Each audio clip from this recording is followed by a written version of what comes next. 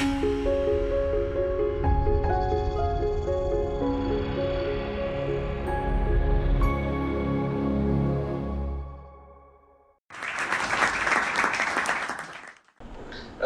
your opinion, how do you think archaeology can be more relevant in the present scenario? Like, I mean, if you look into the South Asian context, more and more people are interested in various disciplines which are really job oriented.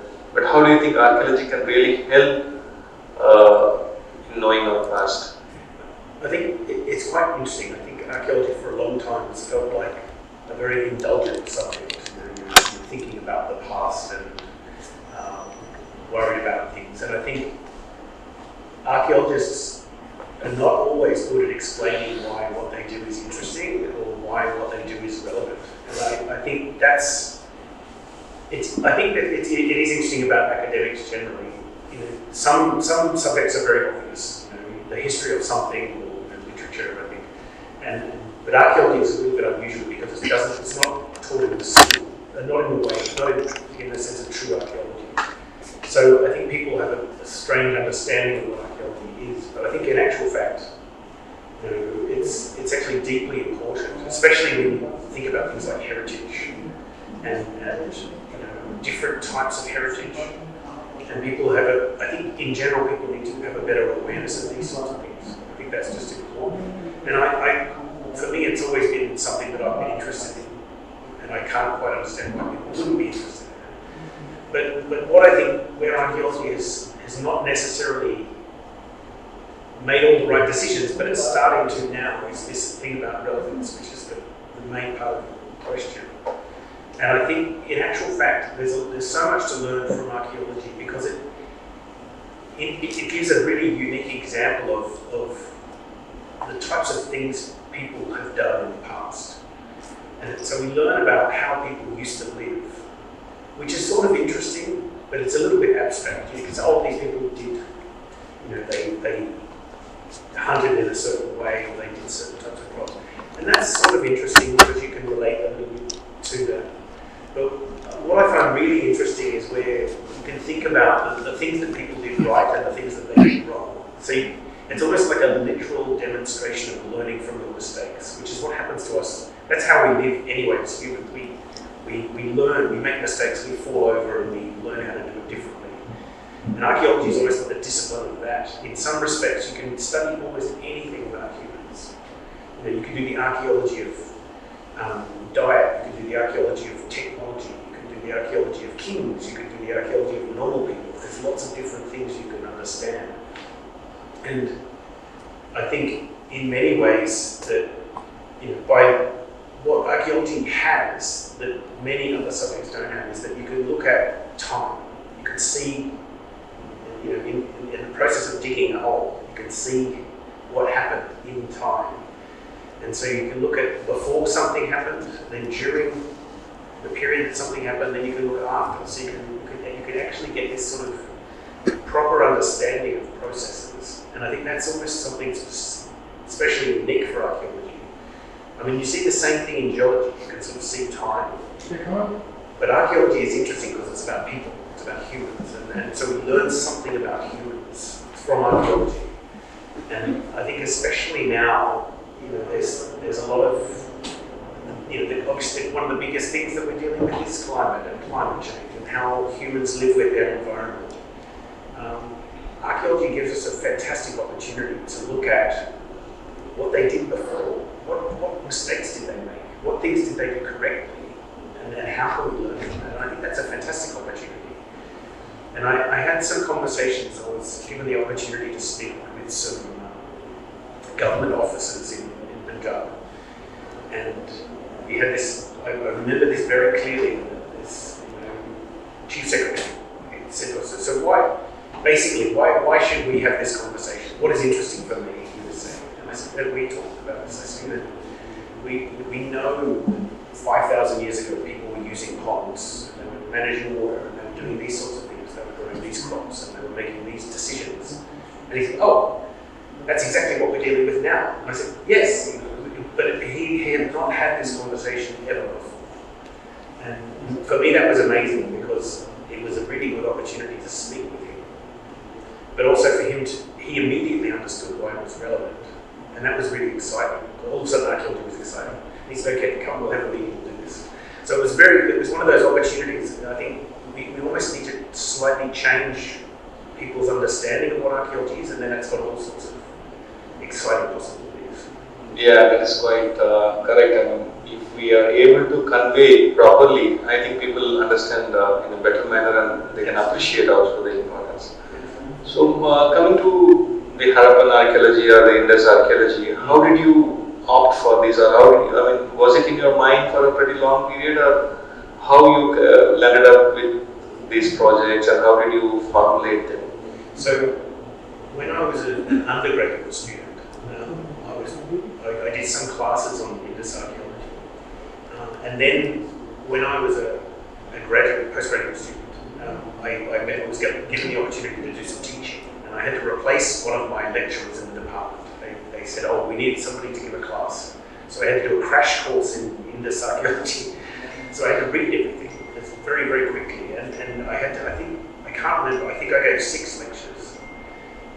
And I had to teach myself a lot of things. And what was really interesting for me was that at that time, I mean, this is a long time, like 25 years ago, I was an outsider, so I wasn't I had not been taught the archaeology in the same way. So I was looking at it from a slightly different perspective. I'd done archaeology, I did a little bit of archaeology on the medieval period in Pakistan, I did some archaeology in Iran on the same period as the Indus. And then I started doing this work, and I was given an opportunity. I did all my training in Australia, and then I moved to the UK, and I got a job in Oxford, and then I got a job in Cambridge. And when I started in Cambridge, my position was South Asian archaeology. But in actual fact, I could choose whatever I liked. They said, research whatever. And at the time, I really wanted to understand what happened at the end of the Indus urban period. What happened to the cities? What happened to the Indus civilization? And for me, and I started to go to conferences, and there was so much discussion on the origins of the Indus civilization, what Indus cities were like, what the craft production was like. We started learning. There was so much knowledge about craft technologies, other sorts of things. But the decline part was sort of not being investigated in detail. And I thought, okay, that's an opportunity. So I started to think about a project for that. And then there was a funding scheme that was made available. It was called UKERI, UK India Education Research Initiative. And for this, when they first established this, was in 2006, 2007. And this was originally it was a British Council initiative to try and promote collaboration with India. And collaboration between academic institutions and knowledge exchange, research. But there was a very specific design about research. And they wanted a big, clever project. And so we submitted a project, and we didn't get one of the big ones, but we got a medium-sized one. And so that was an opportunity to look at, in a sense, what we wanted to do was to look at the Indus civilization and the decline, so the change in the Indus civilization, and then what happened between then and the appearance of the early historic cities. So looking at this period, which is a bit of a mystery in many ways. So that was the idea, and then I took some time in designing the project, and I was working with colleagues in India to discuss what the topic was. And it was clear that in many ways, one of the things that was slightly missing was archaeologists working with other types of science. So archaeologists working with a climate specialist, or archaeologists working with an environment specialist. Someone who was a specialist in the geomorphology of rivers and hydrology. So in some areas this happened already, but it doesn't always happen. And I think we really wanted to combine these skills. So the original project was really not about climate specifically. It was very much about how people live in the environment. And I think project was very nice as a concept. And then I had not come to India before. I came to India in 2007, and I visited various colleagues, was traveling around and meeting people. That was all fine. But then the big difference was to go in a car and we drove into the landscape. In 1 or 2 days, my whole understanding changed. We're driving from Delhi out into Haryana, and we could see how people were living. Whether people had zebu, whether they had buffaloes, where the ponds were, and there were ponds everywhere. And I was very conscious that there was not a lot of discussion about the ponds and the water in the Indus context. And then I could see very clearly that every village had 1 or 2 or 3 ponds. So the pattern of life in Haryana was sort of different to what I expected. And so immediately that was interesting to me. And then I went to visit Rakhigarh. This is the first Indus site I went to, this fantastic Indus city. And that's got ponds all around it, but it's got temples and everything. And I was like, this is amazing. So my brain was, I just wanted to know the answers to these questions. So I was lucky that I had this opportunity. Okay. So speaking about the Harappan civilization, what's the most fascinating aspect, or what is most fascinating for you? For me? Yeah, for you. That's a good question. I think it's perhaps what's most fascinating is that it's so difficult to understand. I think there's a lot of, we've been working on the Indus civilization for over 100 years, and there's still many questions. I think you can sort of look at it and go, oh, well, you look at something that somebody excavated 100 years ago, and then we can still ask questions about it. And there's different ways of interpreting the material. So I really like that.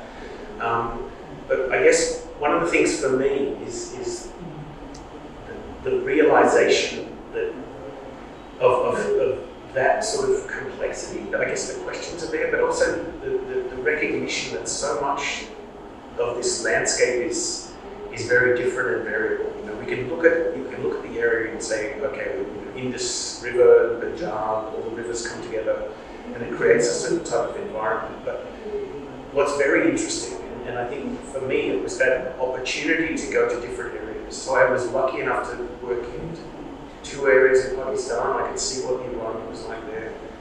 Then I've visited different parts of Haryana and Punjab in India. And you can see that some areas are similar, some are different. And then you drive across the landscape and the trees change. And whether there's a pond or not changes. And it's okay. So for me, that's the fascinating thing. There's so much, and so you think, okay, how do these people live in this environment? So that's the question for me. And so that's the fascinating part. I really want to understand what it's like. And I think and also I think the other thing for me that's super interesting is that the Indus period is one slice of time. And something happened before, and many things have happened afterwards. And I think I like that way of thinking about what we learn from the Indus civilization, and then how that relates to other time periods.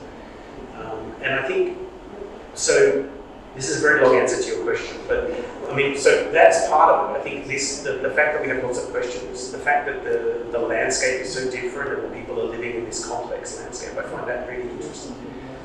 And I also, I think it's perhaps one of those things where with the Indus civilization, I feel like the longer I'm doing the work and the more questions I ask, the more fascinating it becomes, because I think there's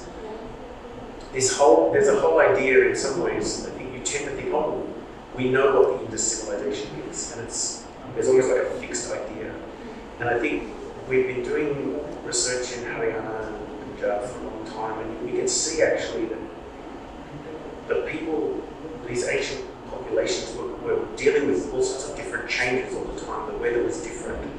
They needed to move settlements at different times. So there's a lot of change happening all the time. So there's a continuity and change, and these things coexist, and I find that really fascinating, that these people were used to being adapted to things that were changing, and they maintain their sort of cultural traditions in a certain way. So those two things working together I find really, really fascinating. It tells us something very rich about humans, I think. Yeah, I think diverse landscapes and diverse maybe adaptations, food strategies. Everything is diverse, but yet they were united Yes. in a particular manner. So that is, yeah, that is also fascinating. Looking into the projects you have been working on, maybe over a decade or more than decades, what broad conclusions when you think you can convey to the scholarly world or even for the general public? I mean, if we want to convey to the general public your broad findings, how we can learn something from your studies. I mean, how do you define that? Yeah, so it's a good question to be asked because it means that I've got to think very clearly. I think in some ways, what's interesting is that I think we can observe a change in the archaeological record, and I think we've tried to work out why that change was happening. And I think, so in some ways, I think for me at least, I think people think about the Indus Civilization and they think about cities. And they focus on, many people are focused on the cities. There's been a lot of excavation at these big sites. And these are very major creations, very, very important. We know lots of interesting things are happening there. But for me, what I realised was, and other people have said this also, but for me it was like a learning experience, that the rural component is extremely important. So we've really tried to look at that in detail. We're looking at the villages near the city, what's happening in this context.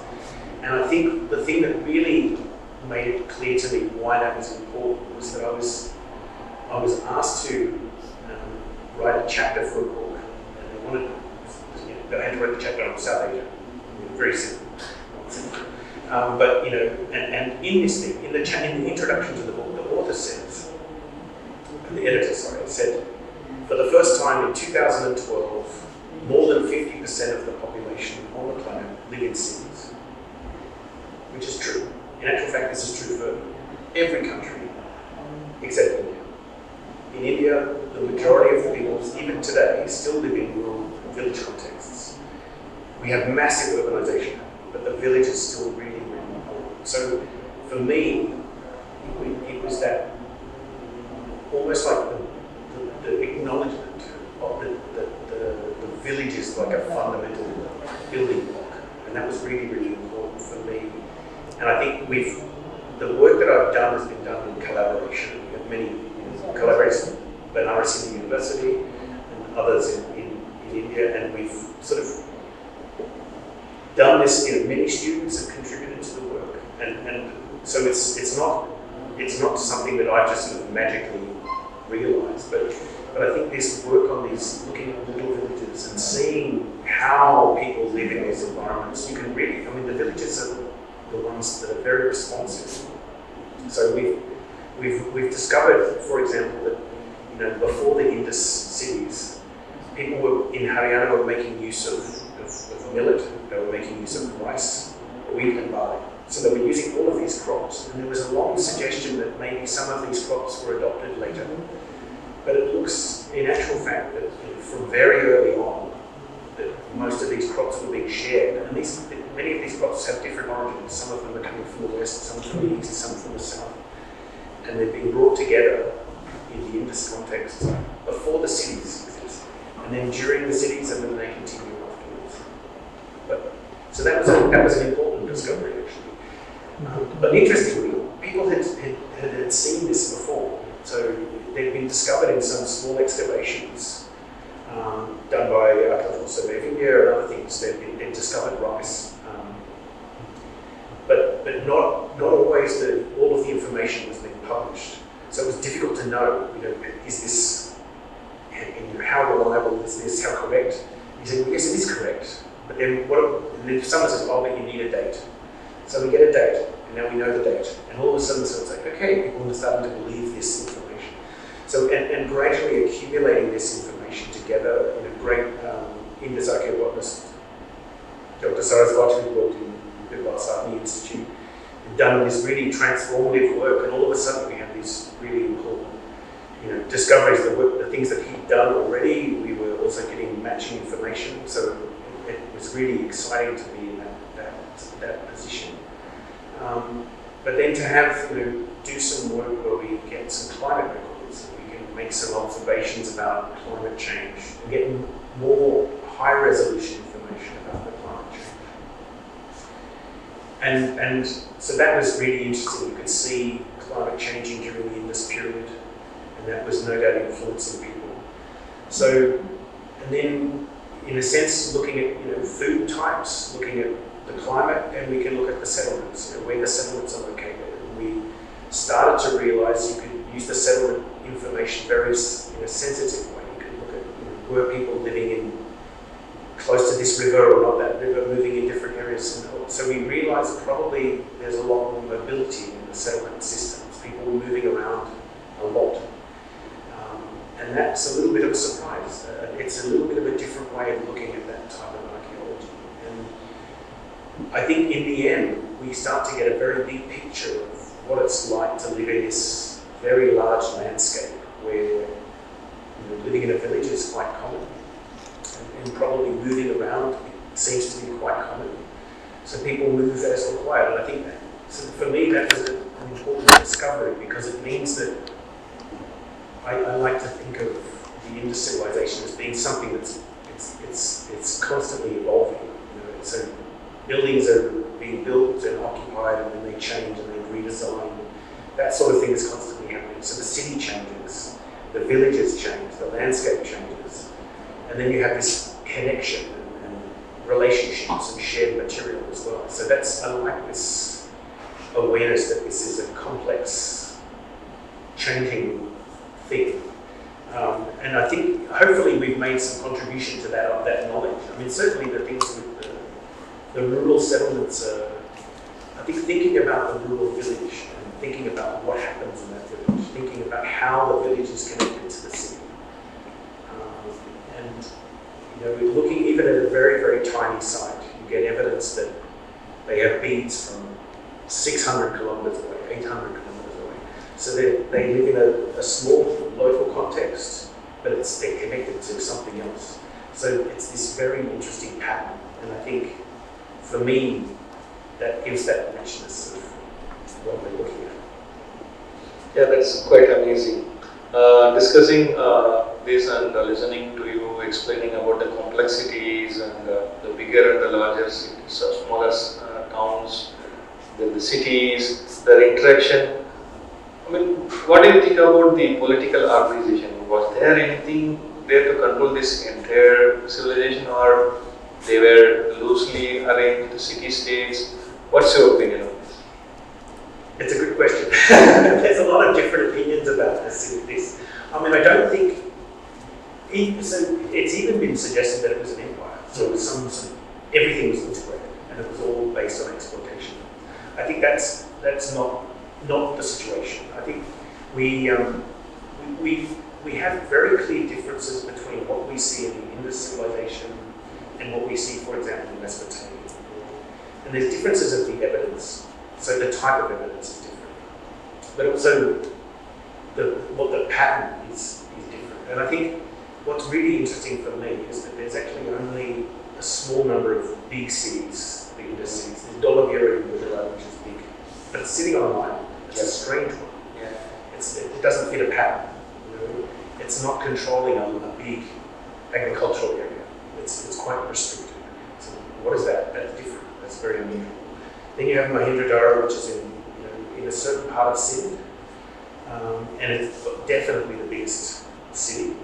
But how much land does it control? We don't really know.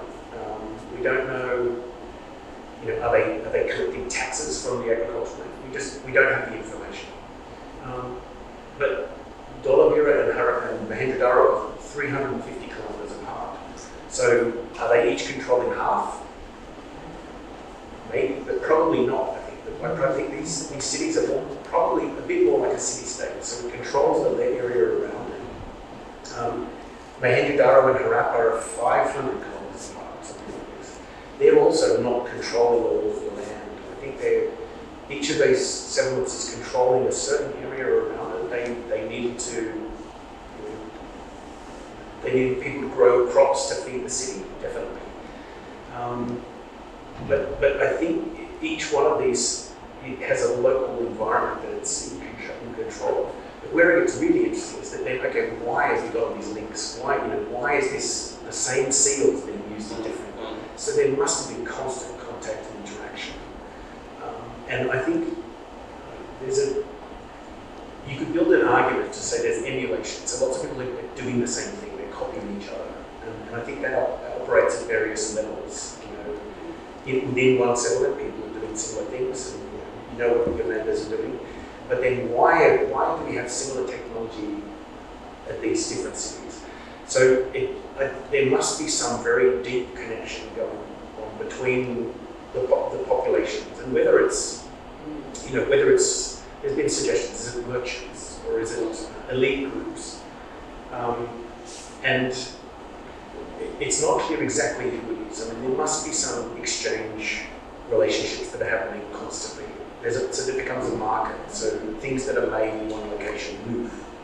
And we know from Gujarat, for example, you've got the carnelian, different sorts of limestone, and those products are being collected and then redistributed. So there's an economy that's allowing that to happen. And so the argument, I guess, the critical argument is, what's the relationship between the politics and the economy? And that's one of the mysteries. There's a sort of almost a gap in our ability to understand that, a little bit because of the evidence. But also people have different opinions, and that's sort of interesting, different interpretations. I know you have a different opinion, I have a different opinion. Similar opinions in many respects, and I think I think empire, no. I mean, and certainly not one super state. I don't think that works. But city states, yes. And I think also the other thing which I find really interesting, I think we tend to focus on the big city. So the big city is important. But we also know there's lots of not quite cities. So a site like Kalibanga or Banawadi, or these smaller settlements that are still quite big in a local context. So to anyone travelling across the northern part of Rajasthan, and then you come to Kalibanga, that must have felt like a city, even though it wasn't a massive thing, because it's so different.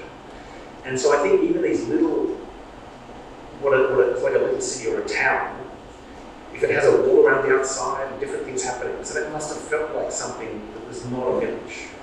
So I think we probably need to open up how we think. Even though it's not Harappa or Mohenjo-daro or Dolabira, it's still a different type of settlement, and I think that's really interesting. And then in Gujarat we have all these amazing other little sites. Dolabira is on its island, it's got fortifications, and you have Bagazra or something. These little settlements with a big wall around the outside. This is fascinating. What is the function of these sorts of settlements? How do they? They've got an inside and an outside, and there's a big thick wall. There's all sorts of interesting things going on. But that's not a little state by itself. How does it connect to Dolabira? All of these things. There's lots of interesting questions. But my feeling, Gujarat and Dolabira and the settlements down here are actually quite different in terms of their form. Big stone walls, and they're obviously interacting with other populations in the same area. So what is this process? Are we talking about some sort of colonial situation where these are settlements that have been established to collect raw materials, or what is the relationship? And so I think that's again fitting with this argument. There's variation. So there's something happening in Gujarat that's really interesting, and it seems different to what's happening around Mohenjo-daro. And I think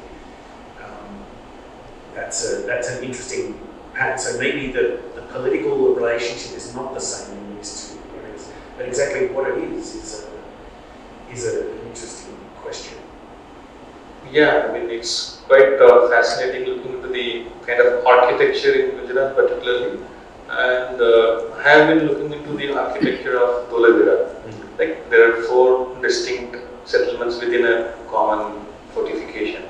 But if you look into one of the areas, like what is known as the castle, it has a completely different architecture. It has massive gateways, very good pillar elements, which is not at all found in other divisions. So there is a clear hierarchy there. I mean, maybe some important persons they are living inside this particular division. So when you were discussing about Mohenjo-daro, you told about the similarities between so-called upper and the lower division, and it's not so common. I mean, it's very common that people might have been the same and get great bath in a larger context, in a smaller context. But there are certain specific architecture of certain part of the settlement which defines a hierarchy. Right? Do you agree, or I mean?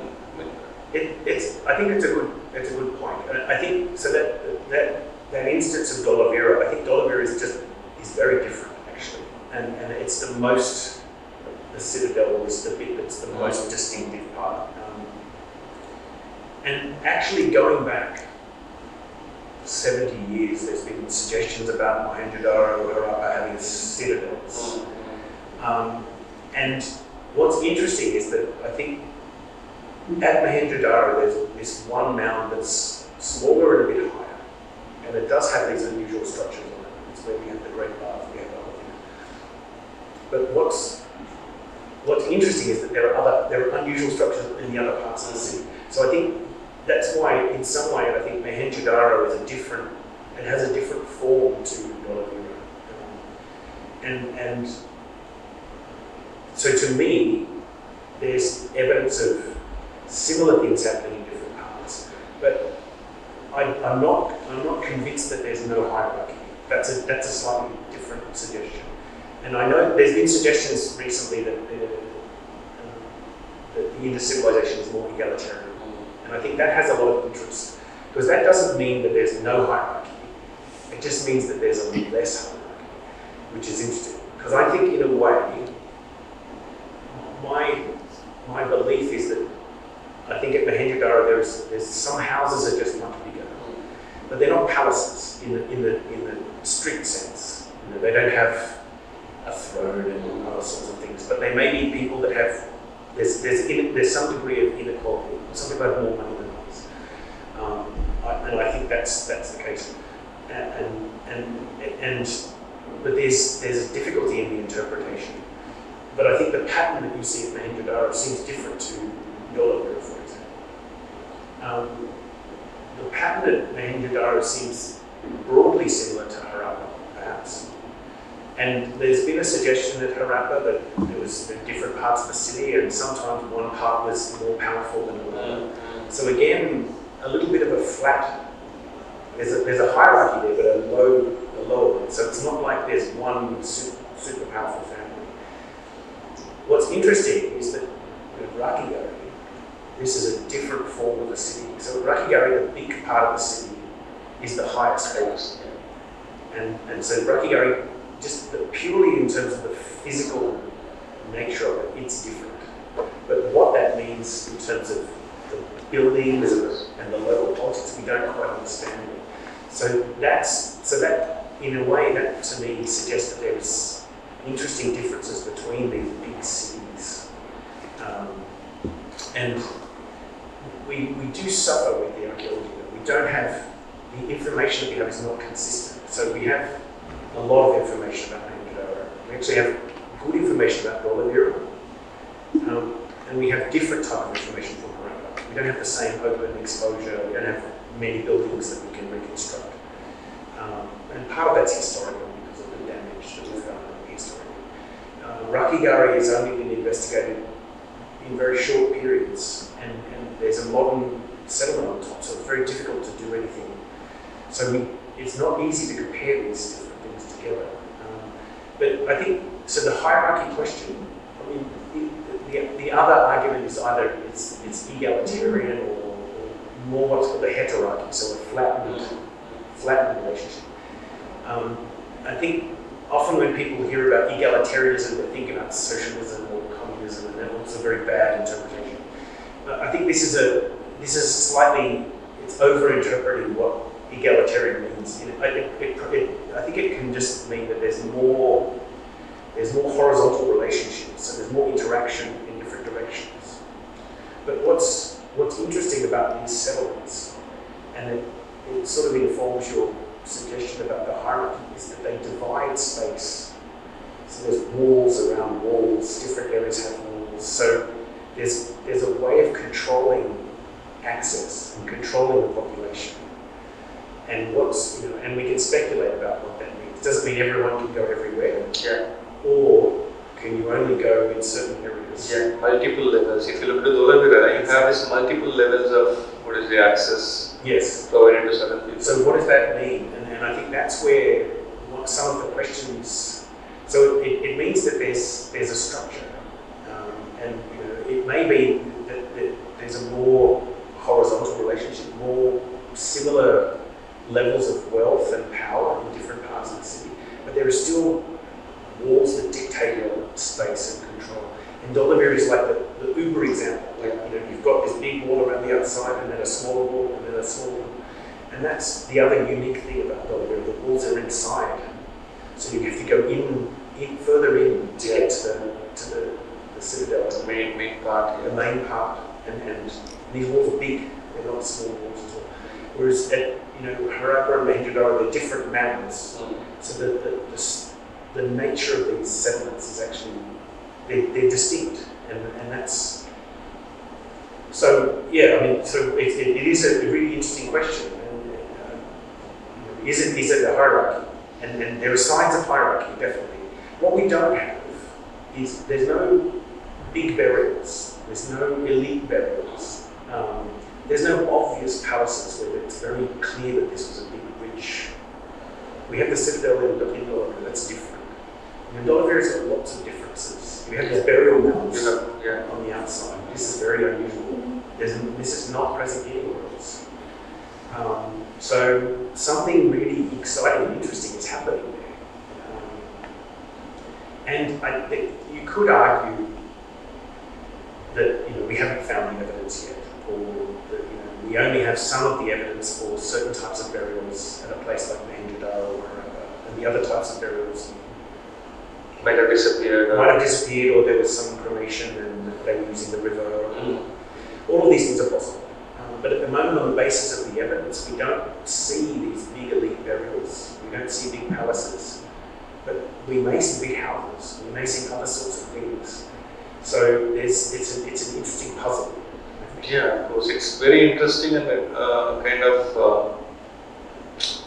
it's very difficult to explain also, because you see, how could they control, or how could they distribute and redistribute the raw materials, maybe trade with other parts, even up to Mesopotamia, without any hierarchy, without any some sort of a controlling mechanism? That is really very difficult to understand. I mean, if there is lesser hierarchy, then again it's very difficult. I mean, how one can control the production, like in the case of Mohenjo-daro, you have the very controlled production of stoneware bangles. Right?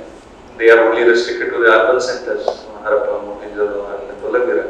So all these things, I mean, it's very difficult to kind of comprehend the entire evidence and try to correlate with the kind of trade mechanism, long distance trade mechanism they have. So this really it's difficult to match these two types of evidence. And there has been suggestions, and many scholars. I mean, I'm making reference to people's work without naming them, but there's been arguments about the role of merchants and the power that comes from controlling production.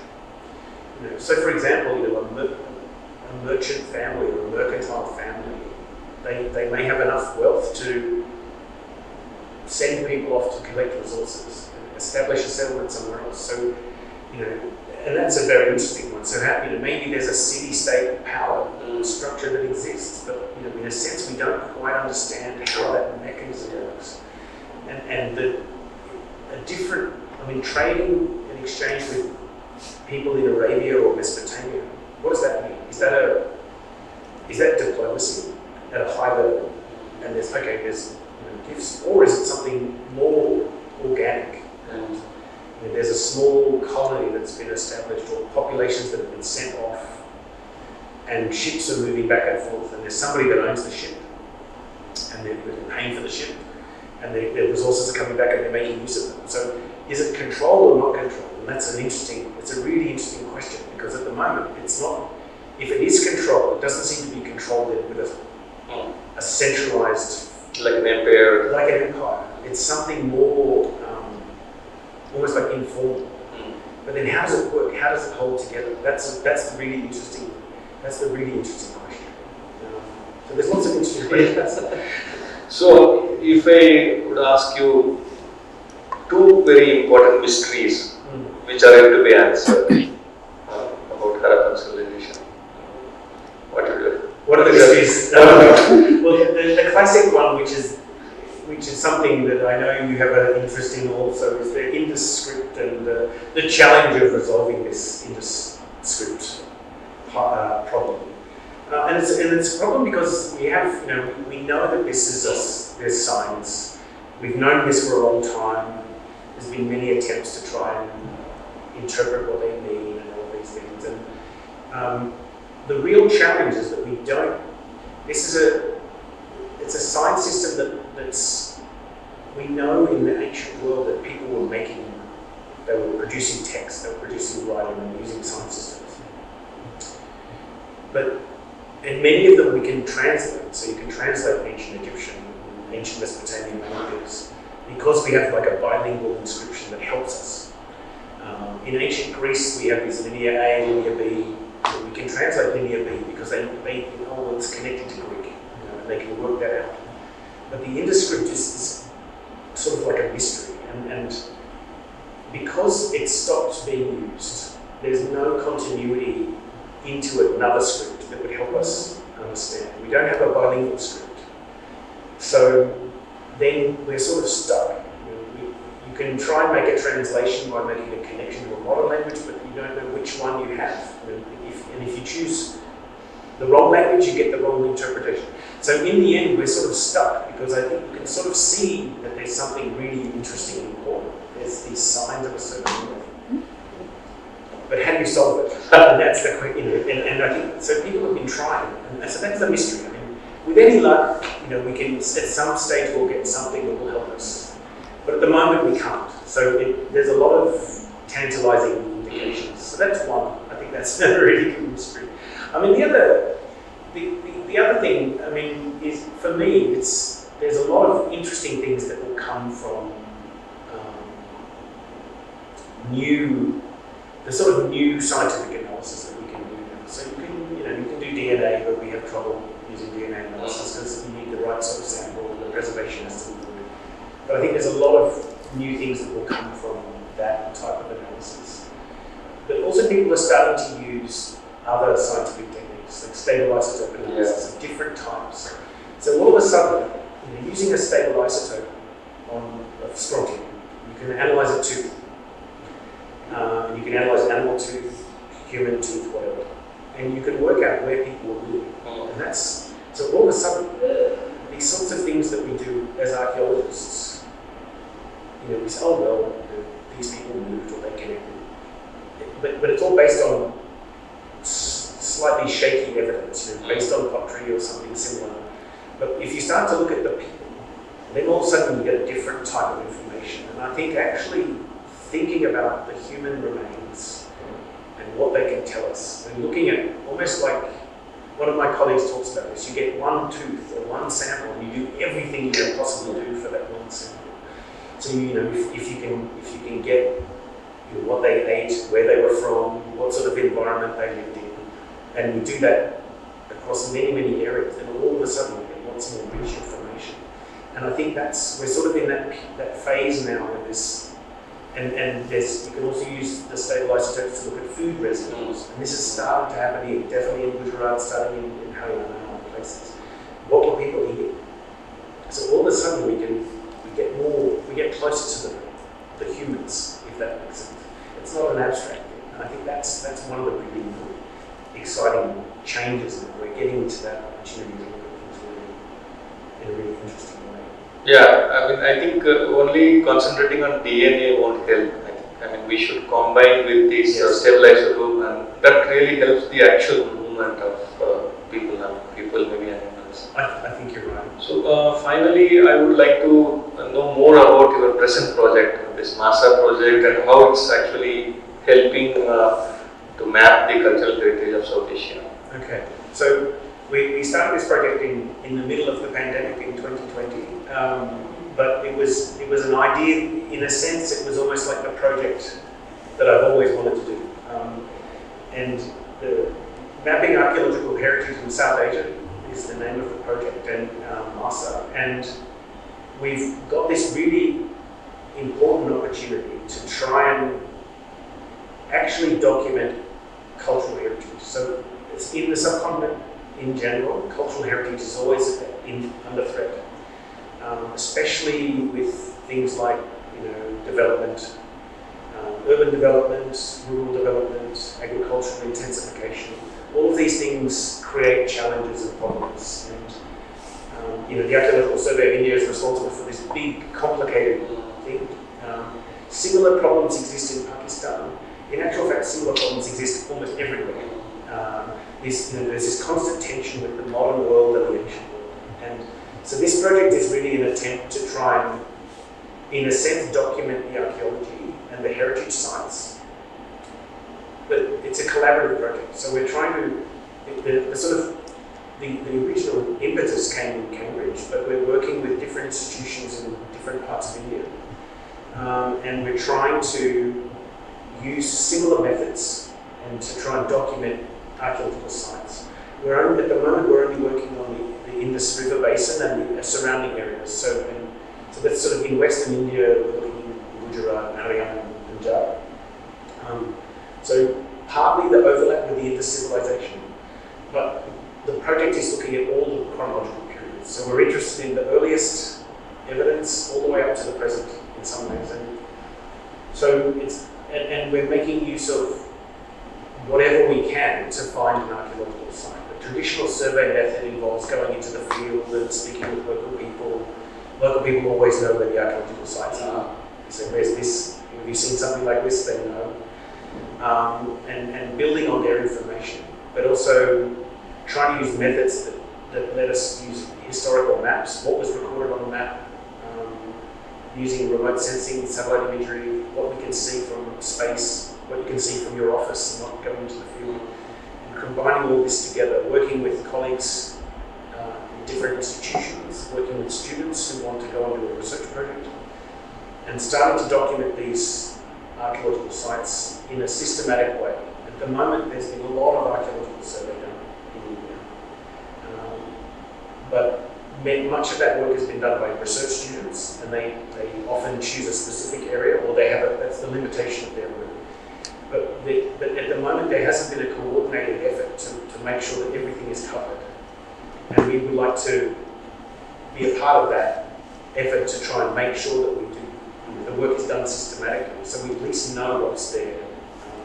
But the bit that I started with, in a way, was the threat part, because I think at the moment, if we don't take action to at least document these sites, many of them are going to be lost because of urban development and other things. So it's not just archaeology, this project. It involves sort of thinking about what's happening in the urban sector, what's happening in the rural sector, and working as an academic or working as academics and interacting with policymakers as we need to have these conversations. And I think that's an important part of the step. So it comes all the way back to your original sort of question that you asked, what can archaeologists contribute to? And I think in a way where this project is about trying to reassert archaeology, emphasize how important this is, and that this is a really important, it's a resource, and it's a cultural resource, and I think it's something that's you need to document it and understand it, and then there's all sorts of opportunities. Yeah, it's an amazing task. I mean, being in Archaeological Survey of India, I know the task of documenting, locating sites, but technology now it has come a big manner to assist or help us. So thank you for your valuable time, and we had a good conversation, and I wish all the best for your future projects. Thank you very much. It's been very nice to talk.